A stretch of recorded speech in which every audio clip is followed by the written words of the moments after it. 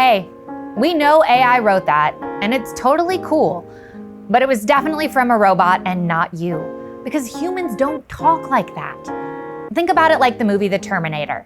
Yes, the machines are powerful and they are taking over the world, but in the end, what saves the day? Real emotion and authentic human connection. Using AI tools to write is the same thing.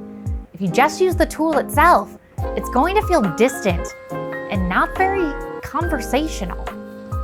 Researchers at the University of Texas discovered that people tend to interact with AI content more when it feels personable and relatable, when it has that human touch. So how do we fix this? Why don't you teach AI to write like you talk? Feed it some examples of your real writing and see if it can learn to mimic it. That way, instead of sounding like it came from a robot, it sounds like your actual voice. By the way, AI wrote this.